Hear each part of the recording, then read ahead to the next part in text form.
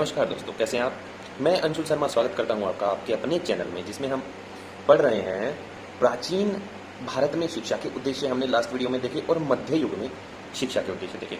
आज हम बात करेंगे वर्तमान भारत में शिक्षा के उचित उद्देश्यों का निर्माण, कैसे इस क्षेत्र में प्रयास चल रहे हैं, कौन कौन से आयोग गठित किए गए। ठीक है दोस्तों, उन सब चीज़ों के बारे में हम जानेंगे। तो सबसे पहले शुरुआत करते हैं कि भारत माता के वीर सपूतों की वजह से हम 15 अगस्त 1947 में आज़ाद हुए। उससे पहले मुगलों का शासन था, मुगलों के शासन के बाद में अंग्रेज़ों का शासन आया। तो बहुत दिनों 200 से ज़्यादा सालों तक हम क्या रहे, अंग्रेज़ों की गुलाम रहे। ठीक है दोस्तों, उसके बाद में क्रांतियों के बाद में हम आखिरकार आज़ाद हुए। हैट्स ऑफ टू द क्रांतिकारी वीर सपूत भारत माता जो। ठीक है, हमें लग रहा है आजकल कुछ भी करने में लगे हुए हैं लोग, लेकिन आज़ादी ऐसे ही नहीं मिली। बहुत कुछ खोकर हमने आज़ादी को पाया है। ठीक है, बहुत दुख सहकर आज़ादी को पाया है। ठीक है दोस्तों, तो उसके बाद में जो हमारा देश है वो एक प्रजातांत्रिक राष्ट्र के रूप में उभर कर सामने आया, जिसमें प्रजा जो है वो शासन की सत्ता की बागडोर किसके हाथ में देनी है, वो प्रजा पर निर्भर करता है, इसे प्रजातांत्रिक। ठीक है दोस्तों, उसके बाद हम ये कह सकते हैं कि जो आज बच्चे स्कूलों में पढ़ रहे हैं, वही बड़े होकर क्या करेंगे, वोटिंग करेंगे और एक अच्छा नेता का चुनाव करेंगे। लेकिन आजकल थोड़ा ऐसा हो नहीं रहा। मैं जैसा कि मुझे ज़्यादा मतलब होता नहीं है इन चीज़ों से, लेकिन फिर भी जो देख रहे हैं वो मेरे हिसाब से पढ़ रहा है थोड़े जातिवाद, लोग बढ़ते जा रहे हैं। जो अंग्रेज़ों की नीति थी डिवाइड एंड रूल, वही शायद अब रूल पता नहीं कौन कर रहा है या करेगा, बट डिवाइड होने लग रहे हैं जाति में, धर्म में। ऐसा नहीं होना चाहिए। ठीक है, हम सब एक अच्छे, हमें क्या सदाचारी मनुष्य बनना चाहिए। ठीक है, धर्म में अपनी आसक्ति रखनी चाहिए और जो है धर्म के अनुरूप ही आचरण करना चाहिए। ठीक है दोस्तों, हमें पढ़ना चाहिए, अच्छी शिक्षा ग्रहण करनी चाहिए और वहाँ से अच्छे विचारों को सीखना चाहिए। ठीक है ना। जो आज बच्चे स्कूलों में पढ़ रहे हैं वही आगे चल के एक अच्छे कल की नींव रखेंगे। ठीक है ना। तो जनतंत्र की आत्मा शिक्षा ही है, क्योंकि शिक्षा अगर अच्छी मिलेगी तो आगे समाज का निर्माण भी अच्छा ही होगा। शिक्षा बुरी मिलेगी तो समाज का निर्माण नहीं हो पाएगा। एक अच्छे समाज का निर्माण, समाज तो रहेगा ही रहेगा, ठीक है, लेकिन उसमें रीतियाँ और कुरीतियाँ जन्म लेने लगती हैं जब हमें शिक्षा अच्छी नहीं मिलती। ठीक है दोस्तों, आज़ाद भारत में सरकार ने शिक्षा के प्रति अपने बहुत सारे कार्य किए और उनमें सबसे मेन जो है वो है 3 आयोग। पहले वाला क्या है, पहला है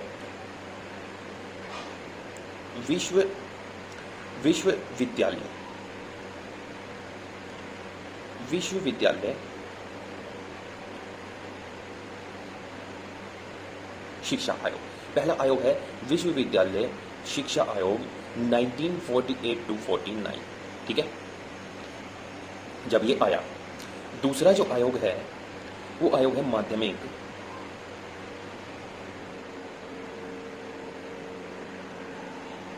शिक्षा आयोग। माध्यमिक शिक्षा आयोग आया है 1950 to 1953 में। ठीक है ना, ये माध्यमिक शिक्षा आयोग है। थर्ड जो और मोस्ट इंपोर्टेंट आयोग है वो है कोठारी आयोग। ठीक है, कोठारी आयोग 1964 to 1966। ठीक है दोस्तों, ये 3 आयोग हैं। तीनों से बहुत बार क्वेश्चन पूछे गए हैं, आपको पता भी होगा, है ना। इन तीनों के बारे में ही हम जानेंगे कि एजुकेशन के इनके लिए एम क्या थे, है ना, कैसे कैसे बढ़ा। तो सबसे पहले हम जानते हैं कि नंबर फर्स्ट जो है हमारा वो है क्या, विश्वविद्यालय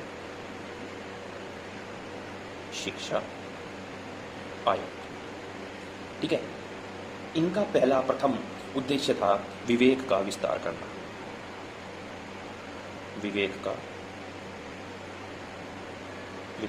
बच्चों में विवेकशील बनाना बच्चों को।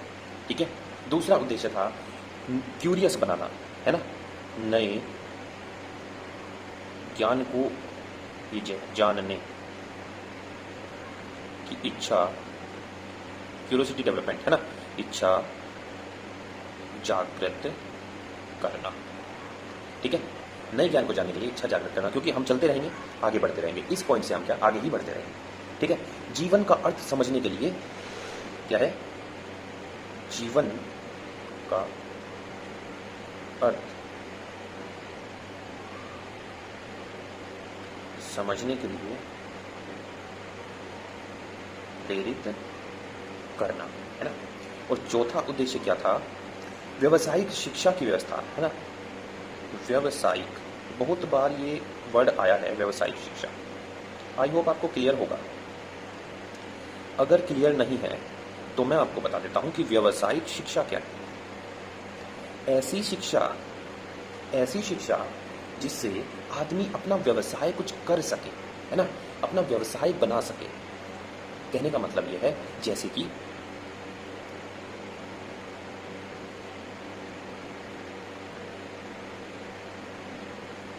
जैसे इंजीनियर, है ना, मैकेनिकल इंजीनियर है ना, वो क्या अपना खुद का कारखाना खोल सकता है। ये व्यावसायिक शिक्षा है, ठीक है। इसमें है किसी एक सब्जेक्ट में उनको पारंगत करना, है ना। यहाँ पे मैकेनिकल में मैकेनिकल का है, ठीक है, सॉफ्टवेयर इंजीनियरिंग है, ऑटोमोबाइल है, बहुत सारी इंजीनियरिंग है, ठीक है ना। तो ये है व्यावसायिक शिक्षा जिससे अपना व्यवसाय कोई कर सके, कुछ अपना कारोबार कर सके, ऐसी शिक्षा की स्थापना, है ना। अब 12th पढ़ के तो कोई कारोबार नहीं कर सकते ना हम। जनरल गणित, साइंस, यही चीज़ें पढ़ाई जाती हैं, है ना। उसके बाद हमें पढ़ाई जाती है व्यावसायिक शिक्षा कि जिससे हम अपना व्यवसाय कर सकते हैं, है ना। सिनेमेटोग्राफी कर रहा है कोई, तो वो उधर अपना व्यवसाय खोल सकता है, ठीक है। सिनेमेटोग्राफी का मतलब यही है, अगर कोई कोर्स कर ले, वीडियो वगैरह बनाने वाले, जो शादियों में वीडियो बनाते हैं लोग, इस टाइप से वो फिल्मों में वीडियो बनाने वाले हो गए, ठीक है ना। तो व्यावसायिक शिक्षा का अर्थ इतना है। अब चलते हैं, बहुत अच्छे से हम पढ़ेंगे किसको, नंबर सेकंड, इसको देखते हैं। आज इस वीडियो में हम सिर्फ इसी को जानेंगे कि व्हाट इज माध्यमिक शिक्षा आयोग, ठीक है ना, 1952 टू 1953, ठीक है, कि माध्यमिक शिक्षा आयोग क्या था, कहाँ से आया, क्या आया। तो ये जो शिक्षा आयोग आया इसके बाद आया, और भारत सरकार ने इसको कब लॉन्च किया था? लॉन्च मतलब कोई प्रोग्राम नहीं है, 23 सितंबर 1952, है ना, इस आयोग की स्थापना की गई, ठीक है दोस्तों। किसकी अध्यक्षता में, है ना। तो अध्यक्ष कौन थे? अध्यक्षता किसकी थी? ये थे डॉक्टर, ये याद रखना आप, डॉक्टर लक्ष्मण स्वामी, है ना, डॉक्टर लक्ष्मण स्वामी। और इनका सरनेम था मुदालियर, है ना। इतना मैं ऐसे क्यों बता रहा हूँ बिल्कुल अच्छे से सरनेम को, क्योंकि इसका भी बहुत इंपॉर्टेंट रोल है, ठीक है। तो इनकी अध्यक्षता में भारत सरकार ने 23 सितंबर सन 1952 को माध्यमिमिक शिक्षा आयोग की स्थापना की, ठीक है दोस्तों। अब इसका एक और नाम है, लिखूंगा, लिखता हूं, डॉक्टर लक्ष्मण स्वामी मुदालियर के नाम पर इस आयोग, अरे कहाँ चला गया, है ना, इस आयोग को, डॉक्टर लक्ष्मण स्वामी मुदालियर के नाम पर इस आयोग को क्या कहा गया? मुदलियर आयोग कहा गया, ठीक है, समझ आ रहा है। इन्हीं के नाम पे इसको मुदलियर आयोग बोला गया, ठीक है, मुदलियर आयोग बोला गया, ठीक है दोस्तों। इनका जो रिकमेंडेशन था, है ना, रिकमेंडेशन मतलब जैसे रिकमेंड करना, किसी को कहना, किसी को बताना कि भैया ऐसा कर लो, है, तो उसको हम क्या क्या बोल सकते हैं? उसको हम बोल देते हैं संस्तुतियां, है ना।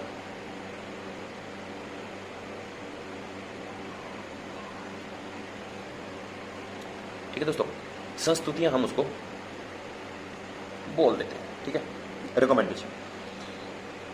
पॉइंट नंबर 1, इसको बड़ी ध्यान से, मैं बहुत स्लो पढ़ा रहा हूँ इसीलिए, ठीक है ना, इसको बड़ी ध्यान से आप देखना क्योंकि बहुत बार पूछा गया है, इसलिए मैं बार बार बोल रहा हूँ, बड़ी ध्यान से आप देखना, ठीक है। तो इन्होंने क्या अपनी सिफारिश क्या की भाई सरकार के सामने, ये आयोग को प्रस्तुत करते हुए सिफारिशें क्या की इन्होंने? क्या मतलब क्या होना चाहिए? इन्होंने बोला कि ये होना चाहिए, इसके लिए हमें धन और ये कमेटी, ये सारी चीज़ें बना के दो, ठीक है, इस टाइप से था। तो कमेटी तो एक बन ही गई थी, बस उनको क्या है कि जीरो ग्राउंड पे उनको अमल में लेके आना था, ठीक है। तो इनके जो मेन चीज़ें थे वो है कि पाठ्य चर्चा में विविधता लाना, मेन पॉइंट में लिखते तुम ABC करके,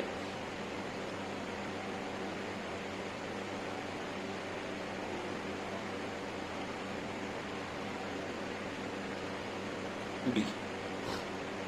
बी जो पॉइंट था वो था शिक्षा को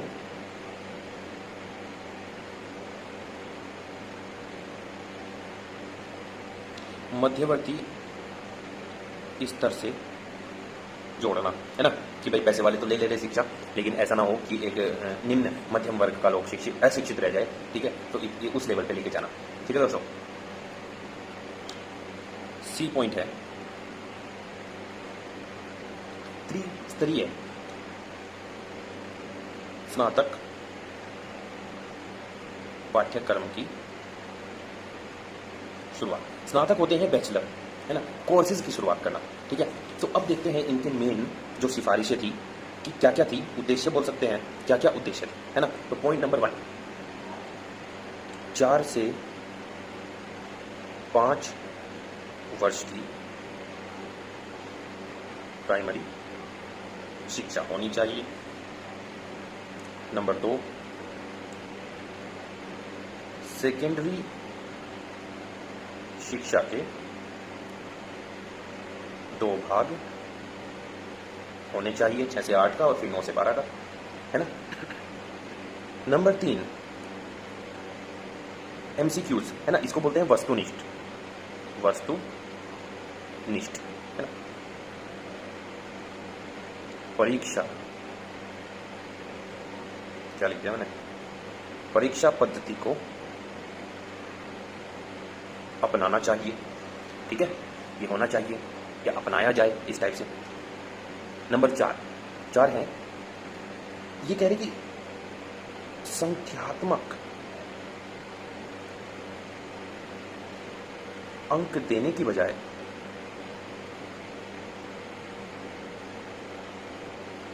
सांकेतिक अंक देना चाहिए। सांकेतिक अंक कहने का मतलब है कि परसेंटेज नहीं बतानी चाहिए, क्या ग्रेडिंग सिस्टम, जैसे कि C1 C2 A1 A2 A+A, है ना, इस टाइप से। उच्च तथा उच्चतर जो माध्यमिक शिक्षा के पाठ्यक्रम है उनमें एक मेन विषय होना चाहिए, तब तक नहीं था, अब है। तो उस हिसाब से देखना, जब सिर्फ भारत बना उससे पहले तो ये एक गुलाम देश था, है ना, उसके बाद उस हिसाब से सोचना, ठीक है। तो ये बोले हैं कि उच्च तथा उच्चतर, उच्च तथा उच्चतर माध्यमिक स्तर की शिक्षा में एक मूल, ठीक है, विषय, एक कोर सब्जेक्ट, मूल विषय होना चाहिए, ठीक है। 5 पॉइंट हो गए। पॉइंट नंबर 6 क्या कहता है, नहीं, विषय होना चाहिए। अब विषय तो बता दो मैं आपको, जैसे इनका एग्जाम्पल लिख लो, है ना, जैसे कि गणित, जैसे कि विज्ञान, है ना, जैसे कि म्यूजिक, तो म्यूजिक को लिखते हैं हम संगीत, है ना, कला आदि आदि, इस टाइप से कि कोई एक मेन सब्जेक्ट, जो गणित से कुछ कर रहा है, कोई विज्ञान से कुछ कर रहा है, कोई संगीत से कुछ कर रहा है, कोई कला से कर रहा है, जिससे उसमें वो पारंगत हो जाए। और व्यवसाय कहने का मतलब ये था कि व्यवसायिक शिक्षा को क्या करना चाहिए, बढ़ावा दिया जाना चाहिए, है ना। तो ये थे उनके कुछ कि ये बातें हमारी माननी चाहिए, ठीक है। अब आयोग की नियुक्ति जो हुई थी, ठीक है, आयोग की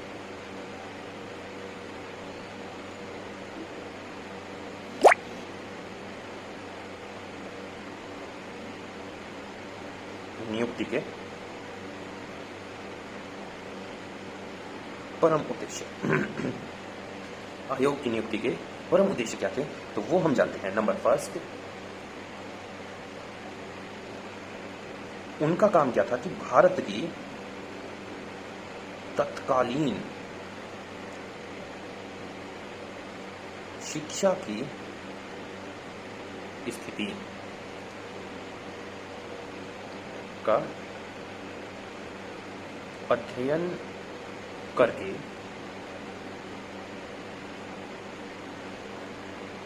उस पर प्रकाश डालना। ठीक है दोस्तों, कि जो उस वक्त शिक्षा की स्थिति थी वो बताए, ये आयोग ये बताए कि इस वक्त भारत में शिक्षा की क्या दशा चल रही है, क्या स्थिति है ना। दूसरा पॉइंट उनकी नियुक्ति का क्या था, माध्यमिक शिक्षा के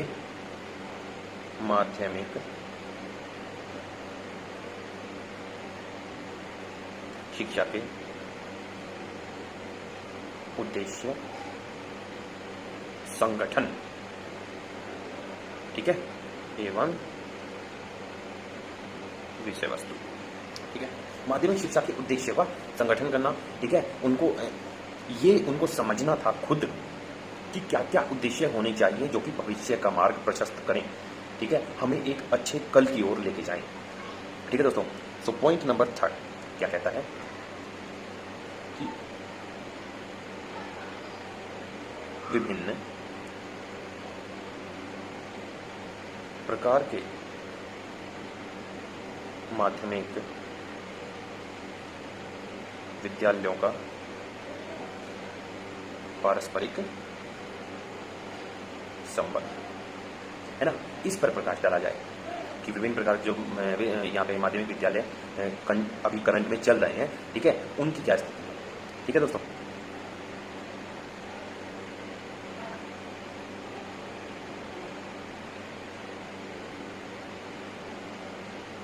माध्यमिक शिक्षा से संबंधित समस्याएं क्या हैं, उनकी स्टडी करनी है और उनके बारे में बताना है ताकि उनका क्या हो, समाधान खोजा जाए। ठीक है दोस्तों, इस टाइप से ये थे उद्देश्य। अब काफ़ी लेंदी होने वाला है क्योंकि मैं कुछ छोड़ता नहीं हूँ। ठीक है दोस्तों, इसलिए दिल थाम के बैठिए, मैं थोड़ा स्पीड बढ़ा दूंगा ताकि कम टाइम में आप देखें। आपके पास भी ऑप्शन है स्पीड को अप करने का, अगर आपको लग रहा है कि स्लो चल रहा है या काफ़ी चीज़ें हो रही हैं तो आप स्पीड को इंक्रीज कर सकते हैं। ठीक है, लेकिन मैं कोई पॉइंट छोड़ने वाला हूँ नहीं कि 5-7 मिनट की वीडियो मैं नहीं बना पाऊंगा। ठीक है ना, कि उसमें आधा बताया आधा नहीं और उसके बाद गड़बड़ हो जाएगी। अब हम देखते हैं, देखो हमने देखा कि आयोग की क्या डिमांड्स थी कि क्या क्या होना चाहिए। उसके बाद आयोग के लिए क्या क्या सरकार ने बोला कि हाँ आपको क्या करना है, जिसके लिए टीम गठित हुई। ठीक है, अध्यक्ष थे कौन, नाम नहीं भूलना बिल्कुल भी, डॉक्टर लक्ष्मण स्वामी मुतालिया। ठीक है ना, इनकी अध्यक्षता में ये सारा काम हो रहा था। अब हुआ क्या कि भाई जब हम आज़ाद हो गए और उसके बाद भी जो माध्यमिक शिक्षा है वो काफ़ी ज़्यादा लचीली थी और कुछ हुआ नहीं था ज़्यादा। ठीक है दोस्तों, सो उसके सुधार के लिए भी बहुत सारे प्रस्ताव रखे गए। तो उन्हीं में से कुछ विवरण यहाँ पे है कि माध्यमिक शिक्षा के प्रसार की नीति है ना, माध्यमिक शिक्षा के प्रसार की नीति है ना, माध्यमिक शिक्षा के प्रसार की नीति। अगर इसको करेक्ट करना चाहें तो इस पे इधर से मात्रा आएगी। ठीक है, मैंने गलत से दे दी उधर, ये होता रहता है मुझसे बहुत ज़्यादा। अच्छा तो पहला नंबर ये है कि माध्यमिक शिक्षा को व्यावसायिक बनाया जाए। ठीक है, इन्होंने बोला कि माध्यमिक शिक्षा को ऐसे, माध्यमिक शिक्षा को व्यावसायिक बनाया जाए जिससे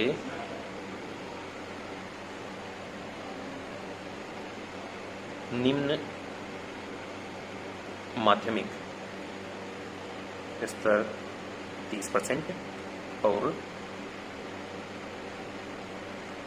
उच्च माध्यमिक स्तर 50% व्यावसायिक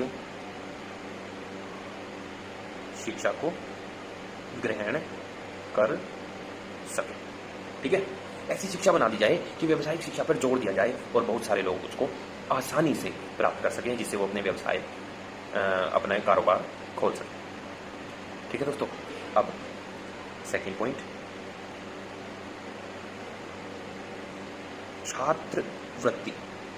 छात्रवृत्ति पर बल दिया गया। ठीक है, कि माध्यमिक शिक्षा में अवसरों की समानता पर बल दिया जाए।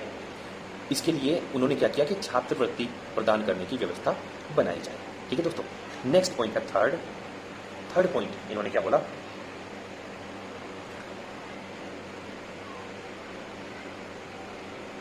अनुसूचित जातियों एवं जनजातियों के लिए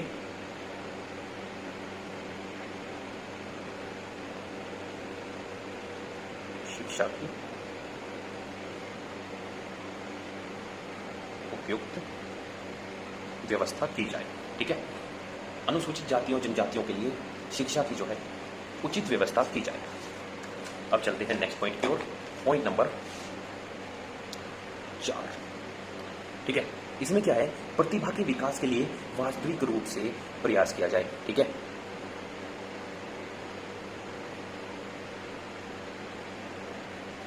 प्रतिभा का विकास है ना, प्रतिभा के विकास के लिए वास्तविक रूप से प्रयास किया जाए।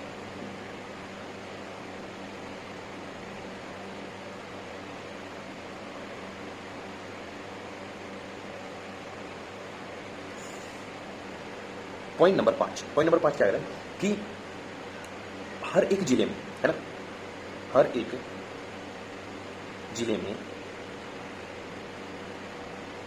शिक्षा प्रसारण की नीतियां बनाई जाए, है ना, शिक्षा प्रसारण की नीतियां बनाई जाए और उन्हें अगले 10 वर्षों में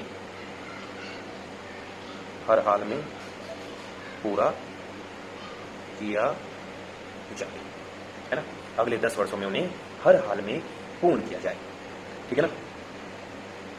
नेक्स्ट पॉइंट आता है आपका 6 पॉइंट में यह है माध्यमिक विद्यालयों के लिए योग्य छात्र को चुना जाए, है ना, योग्य छात्र को चुना जाए। ठीक है, जो योग्य हो उसको चुना जाए ताकि रिजल्ट अच्छा आए, अच्छी शिक्षा आगे जाए। ठीक है दोस्तों, तो इनको योग्य बनाने का भी उनका एक मकसद था कि पहले उनको योग्य बनाया जाए, फिर उनमें से योग्य चुना जाए, तो ज्यादा बढ़िया रहेगा, है कि नहीं। स्कूलों में विज्ञान शिक्षा को सुदृढ़ किया जाए, स्कूलों में विज्ञान को बढ़ावा दिया जाए। ठीक है दोस्तों, बालिकाओं की शिक्षा के विस्तार के लिए अगले 20 वर्षों में महत्वपूर्ण कदम उठाए जाएं, ये बहुत जरूरी है ना, क्योंकि पहले क्या था कि बालिकाओं को कोई पढ़ाता नहीं था, ये आपको भी पता होगा, पहले लड़कियों को नहीं पढ़ाया जाता था उतना, लड़कों पे ज्यादा फोकस किया जाता है ना, तो बालिकाओं की शिक्षा को सुदृढ़ किया जाए। ठीक है दोस्तों, तो ये जो है आपने देखे, है ना, कितने सारे मैंने आपको पॉइंट्स बता दिए। तो आई होप आपको कि माध्यमिक शिक्षा आयोग आपको बहुत बोरिंग लगा होगा, और क्योंकि क्या है ना कि पॉइंट्स बहुत ज़्यादा पॉइंट्स आ गए। ठीक है, लेकिन इतने ज़्यादा पॉइंट्स मैंने इसलिए बताया दोस्तों कि आपको अगर इनमें से कुछ 1-2 गायब भी हो गए ना, तब भी आपका काम चल जाएगा। ठीक है दोस्तों, तो इसी के बेस आप पे जो है ना पूरी ये नीतियाँ मैंने आपको समझा दी कि माध्यमिक शिक्षा आयोग 1952-53 के अनुसार शिक्षा के उद्देश्य क्या थे, है ना, और वो क्या करना चाहते थे और शिक्षा को कैसे आगे बढ़ाना चाहते थे। ठीक है दोस्तों, तो आज की वीडियो में बस इतना ही, यहीं पे फिनिश करते हैं। नेक्स्ट वीडियो में मिलते हैं हम कोठारी आयोग के साथ में। ठीक है,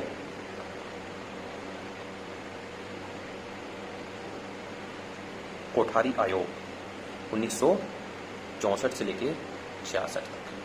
ठीक है, कि नेक्स्ट वीडियो में हम जानेंगे। टिल देन आप पढ़ते रहें, आगे बढ़ते रहें, और वादा करें अपने आप से कि एक भी मार्क्स आपका कटे ना, एक भी क्वेश्चन आपका छूटे ना। ठीक है दोस्तों, जितना मुझसे बन पड़ेगा, जितना मुझसे हेल्प होगी मैं करूँगा।